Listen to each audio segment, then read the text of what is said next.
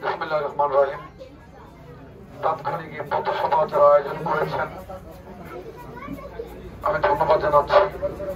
যারা উপস্থিত হয়েছেন তাদেরকেও ধন্যবাদ জানাচ্ছি। এখানে কসর আহমেদ কমল ভাই রয়েছেন, ভারপ্রাপ্ত প্রিন্সিপাল নেতৃবৃন্দ রয়েছেন, জিয়া পরিষদের আরিফ রয়েছেন, বাবু রয়েছেন। প্রত্যেকে ধন্যবাদ জানাচ্ছি যারা কষ্ট করে আয়োজন করেছেন। ইতিমধ্যে মহিউদ্দিন বাচ্চু আপনাদেরকে বলেছে আপনাদের কি করণীয়।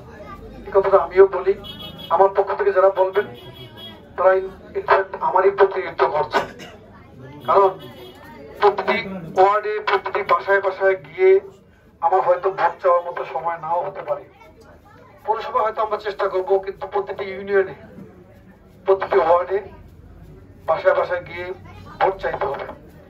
আমি প্রার্থী হিসাবে নতুন, মানুষ হিসাবে যদিও পুরনো, কারণ আমার জন্ম এই চরপেশনে। আপনারা এই কথাগুলো বলতে পারবেন। চরপেশনের আলো বাতাসে আমি বেড়ে উঠেছি।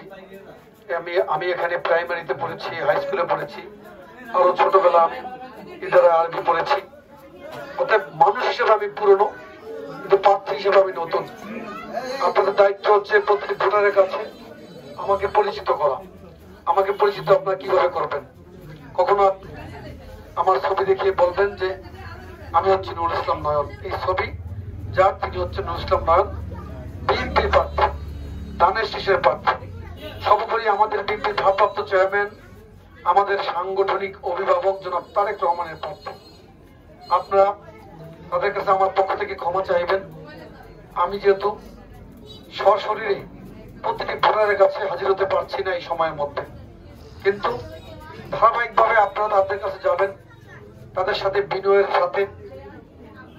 বিনয়ের সহিত কথা বলবেন এবং ভোট প্রার্থনা করবেন।